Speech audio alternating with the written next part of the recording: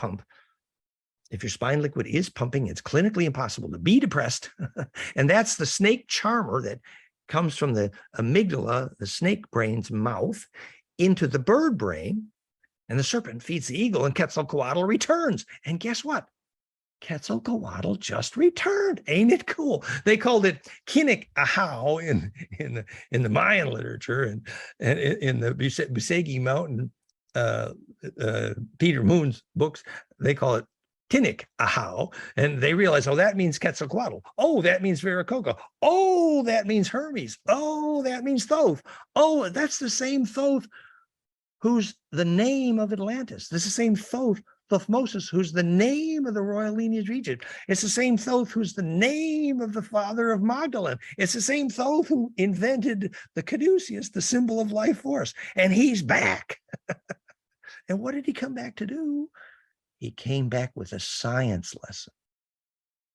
The science lesson is that if we can immortalize our blood by learning charge attraction, implosion, we can get leverage first on the short wave, our environment. We can make rain, do all the fun stuff. Read about the goldenmean.info/rain, our rain-making workaround. I learned after I had a fainting swoon experience in the gold sarcophagus of Tutankhamun in Cairo, that they were using his blood for rainmaking, because every pharaoh knew that you get fired if you can't make the Nile flood on time. And after several hundred generations, the children inheriting the yearning at the moment of death of their grandparents, the wilt mutation of the species, Tutankhamun in this case, was a rainmaker. And I had a little fragment of that life memory. I learned when Rolling Thunder was making rain, he was tickling the belly of a certain black beetle, which we now learned that the nervous wiring in that belly was profoundly fractal, the same black beetle scarab that was sacred to Tutankhamun and the Egyptians. When Elizabeth Hayes's little boy looks up from staring at the black beetle, saying, I just remembered my past lives. There was the perfect fractal electric vortex. And tickling that black beetle's belly was Rolling Thunder's technique for rainmaking. I actually use pine cones sometimes. But you get the idea. Actually, when you do a labyrinth, you do that same implosive capacitive cascade making.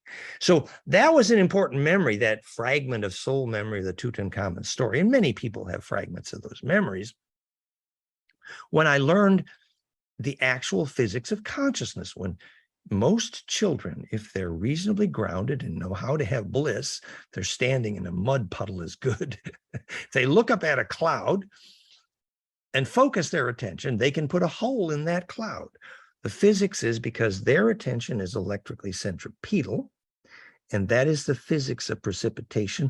What capacitive implosion teaches water vapor to share and become a droplet. That is called the physics of Christos, crystallization. It's literally the Christ principle, as in Trevor Constable's weather engineering on the high seas, the perfect orgone. It was a implosive 60-degree cone capacitor that was the best rainmaker. So once you learn the physics of what Christ, Thoth, they were all trying to teach us implosion, because it's the only path out of chaos. It's the only way to empower DNA. It's the only way to generate children with a soul. So you see, I think we need to grow a little bit past our idea that humans were humans and the gods were gods.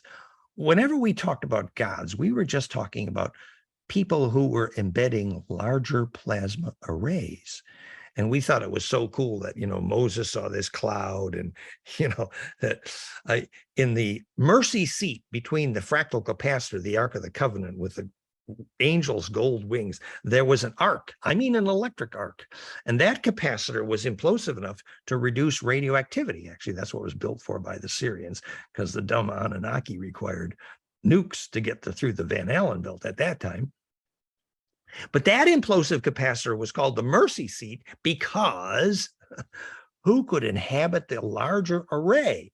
They called the hygiene to handle the high voltage.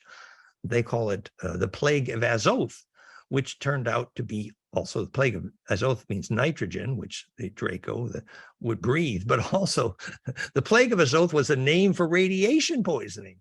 And it's so sad that our physicists today don't actually have a clue why implosive capacitance reduces radioactivity measurably. It's critical. I was there when TEPCO in Japan phoned Keshe and said, yep, this nanomaterial reduces radioactivity. And nobody's even teaching the physics. Even after Bruce Cathy measured that nuclear critical mass is dramatically reduced at Earth grid magnetic cross points.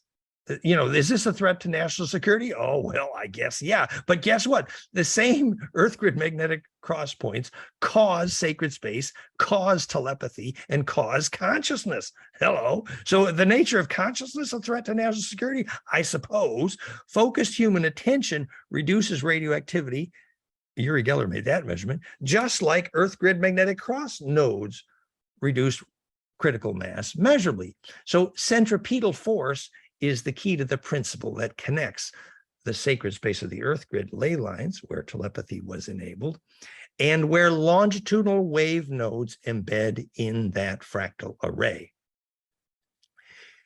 So I've carried on here, but you get the idea that if we empower ourselves by learning a few basic principles, if you for yourself personally could visualize how one water vortex got centripetal, remember you have a stack from the hydrogen radii to the water radii to the vortex radii, it's all piezo. In that stack, the charge is imploding through a cascade tuned to the focal point, which is the Planck threshold, and out that pine cone squirt gun at the center comes a longitudinal array, sometimes called a gravity wave, sometimes called heaven, sometimes called the rainbow light body, sometimes called the vril. It's actually a longitudinal EMF coherence array.